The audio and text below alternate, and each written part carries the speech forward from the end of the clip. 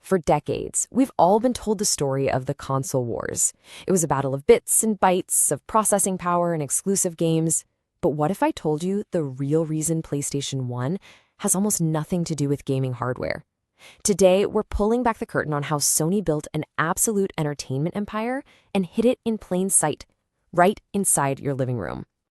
In this quote, it just nails it. It perfectly captures what Sony was up to. This wasn't a head-on fight about who had the better graphics. No, this was a much smarter, much sneakier invasion of our homes. So that raises the big question, right? What was the secret weapon?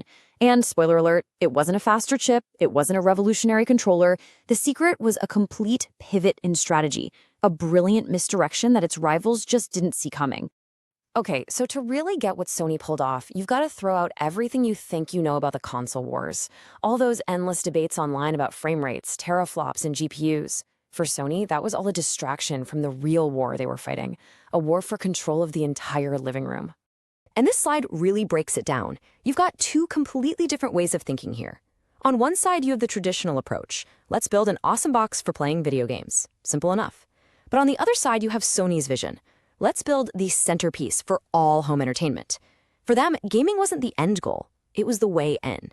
And here was their first major play. Think about it. The PlayStation 2 comes out and it's suddenly one of the cheapest, best DVD players you could buy. Instantly. It wasn't just a toy for the gamers in the house. It was the family movie machine. And they did the exact same thing with the PS3 and Blu-ray. This wasn't some nice little bonus feature. This was a calculated conquest. Which brings us right to the heart of it all, the Trojan Horse. The console itself, the PlayStation, was this beautiful gift that everyone welcomed into their homes because, hey, it plays great games. But inside was an entire army just waiting to pour out. An army built on a really powerful business strategy called vertical integration. Now, vertical integration sounds like some boring business school term, but the idea is actually super simple. It just means you own the factory and the store that sells the stuff from the factory. For Sony, this was a game changer. They owned the Hollywood studios making the movies, they owned the record labels making the music, and they owned the box that played it all in your living room. It was this perfect closed loop. So who was in this army hiding inside the horse? Well, it was Sony's entire entertainment empire that they already owned. Sony Pictures, Sony Music. These weren't just other companies with the same name. They were a built-in arsenal of content, of intellectual property that no other console maker could even hope to match. Just look at this table. The advantage is staring you right in the face. While companies like Microsoft or Nintendo had to go out and make these complicated, really expensive deals to get movies and music on their platforms, Sony just had to make an internal phone call. That kind of synergy, it's an absolutely lethal competitive advantage. And this creates something powerful, something called the halo effect. It means when one part of the business does well, say a huge blockbuster movie, that success spills over and lifts up another part of the business, like console sales. They weren't just selling you a game or a movie, they were building this self-reinforcing culture machine. And you want to see this machine in action? Look no further than The Last of Us. You have this incredible, critically acclaimed game from a Sony-owned studio that becomes a global phenomenon. What's next? It gets adapted into a prestige, Emmy-winning TV show by, surprise, another Sony division. The show is a massive hit, and it brings millions of new people into the world of The Last of Us. And what do they all want to do? Experience the original story by buying a PlayStation. It's a perfect, unstoppable loop. But here's the thing. This whole integrated system wasn't just about beating Nintendo or Microsoft anymore. It became a fortress, a defensive wall that protected Sony from a whole new wave of competitors coming out of Silicon Valley with their subscription services. This setup lets Sony do things its rivals could only dream of.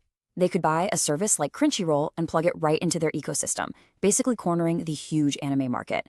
They could promote a new movie, its soundtrack, and a video game tie-in all at the same time, with almost zero friction. The PS5 wasn't just a console anymore, it had become this unstoppable content titan. Which brings us to right now, because that Trojan Horse strategy, it didn't just win a war, it built a lasting empire that has totally changed what the company is even trying to do in the long run. You see, the goal, totally shifted. It's no longer about the one-time profit they make from selling you a PS5. The real goal is to sell you a permanent, all-access pass to the entire Sony universe, a universe of movies, music, TV shows, and games that all feed into and strengthen each other. And if you want hard proof that this is working, here it is. Projections looking out to 2026 show that the #1 reason people will stay subscribed to PlayStation Plus is because of these transmedia releases, the games that become shows, the movies that become games. The strategy isn't just a cool idea, it's the financial engine of the whole thing. And they are not letting up. They keep adding these little perks, these exclusive bonuses, like the Sony Pictures Core app. It gives PlayStation owners access to their massive movie library in ridiculously high quality. It's another small reward, another little golden thread tying you deeper and deeper into their world. And they are absolutely not slowing down. They're looking to the future, buying up more studios, pushing into new spaces like VR films, and pioneering new audio tech. Every single move is designed to make that empire stronger and make sure this Trojan Horse strategy keeps working for generations to come.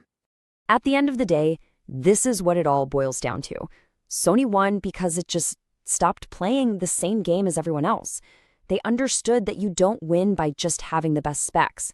You win by building a culture, a world that people love so much they never want to leave. So yeah, the war for that little piece of real estate under your TV, that's over. But a new war, a much, much bigger one, is just getting started. A war for our attention, for our time, for our culture. And Sony has already proven they know exactly how to win. The real question is, who's going to be able to stop them?